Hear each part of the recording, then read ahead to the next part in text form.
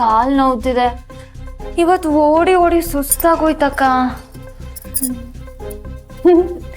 ಬಾವಾ ನಾನು ಚೇರ್ ಹಾಕ್ಲಾ ಅಂತ ಕೇಳಿದಾಗ ನಾನಂತೂ ನಂಬೇ ಬಿಟ್ಟೆ ಗೊತ್ತಾ.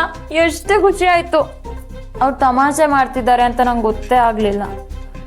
ಏ ಪೆದ್ದಿ, ಅದು ತಮಾಷೆ ಅಲ್ವೇ, ವ್ಯಂಗ್ಯ.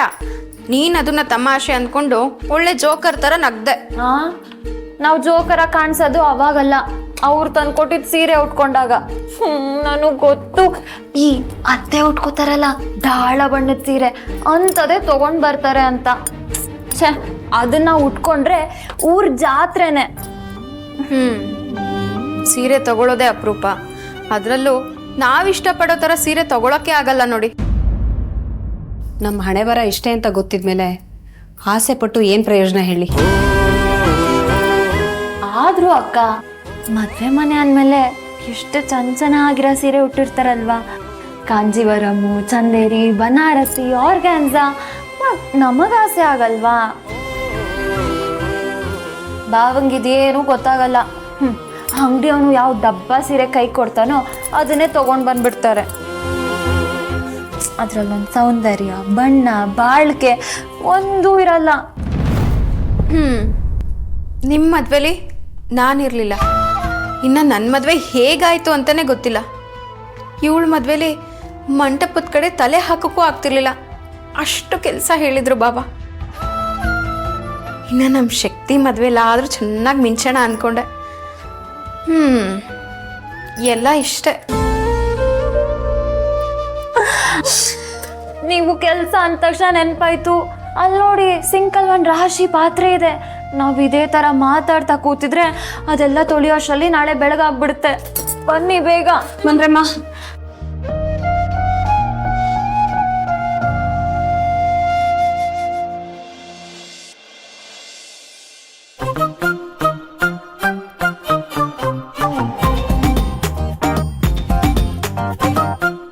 ರಂಬ ಹೋ ಹೋ ಹೋ ಸಂಬ ಹೋ ಹೋ ಹೋ ರಂಬ ಹೋ ಹೋ ಹೋ ಸಂಬ ಹೋ ಹೋ ಹೋ. ಓ ನಂದಿನಿ, ಏನಾರ ಹೆಲ್ಪ್ ಬೇಕಿತ್ತಾ? ಬಿಡು ರಂಬ ಅಕ್ಕ, ನೀನಾದ್ರೂ ಏನಂತ ಹೆಲ್ಪ್ ಮಾಡ್ತೀಯಾ? ಬಿಡು. ಅಲ್ಲ, ಇವತ್ತು ಮಂಗಳವಾರ, ಜವಳಿ ತರಕ್ಕೆ ನೀವೆಲ್ಲ ಬೆಂಗಳೂರಿಗೆ ಹೋಗ್ಬೇಕಿತ್ತೇನೋ? ಚಾಕಕ್ಕ ಕಿಂಡಲ್ ಮಾಡ್ತೀಯಾ?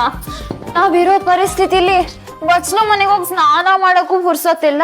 ಇನ್ ಬೆಂಗಳೂರಿಗೆ ಹೋಗ್ತೀವಾ? ಇಷ್ಟೇ ಆಗೋದು ನಿಮ್ ಮೂರ್ ಜನದ ಕತೆ. ಏನ್ ಮಾಡೋದು ರಂಬ? ಬೇರೆಯವ್ರ ಮನೇಲಿ ಮದ್ವೆ ಅಂದ್ರೆ ಹೆಣ್ಮಕ್ಳಿಗೆ ಸಡಗರ ಸಂಭ್ರಮ. ಆದ್ರೆ ನಮ್ಮ ಮನೇಲಿ ನಮ್ಮ ಪರಿಸ್ಥಿತಿ ನೋಡು, ಹರೋಹರ. ಜ್ಞಾನ, ನಂದಿನಿ ಕೊಡವ, ನಾನು ಅರ್ಸ್ತೀನಿ. ಯಾರು ಬರ್ತಿದಾರೆ? ಜ್ಞಾನ,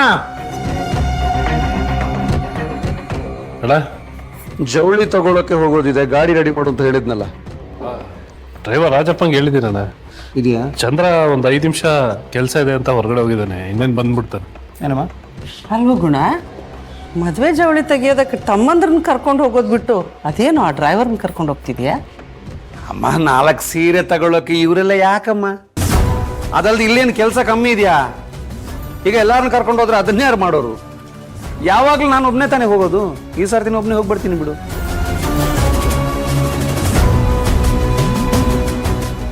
ಅವಮಾನ ಮಾಡ್ತಾರೆ ಅಂತ ಗೊತ್ತಿದ್ರು ಬಲವಂತವಾಗಿ ಕರ್ಕೊಂಡ್ಬರ್ತೀಯ.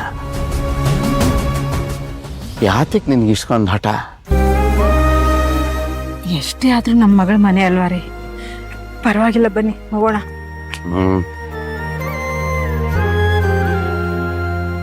ನೀನು ಹೋಗು, ನಾನಿಲ್ಲೇ ಕೂತಿರ್ತೀನಿ, ಬರಲ್ಲ. ಅಯ್ಯೋ ಹಾಗಲ್ಲ ರೀ. ಮತ್ತೆ ಮತ್ತೆ ಅವಮಾನ ಮಾಡಿಸ್ಕೊಳಕ್ ನನಗೆ ಇಷ್ಟ ಇಲ್ಲ. ನೀನು ಹೋಗು ಹೋಗು ಅನ್ನಲ್ಲ.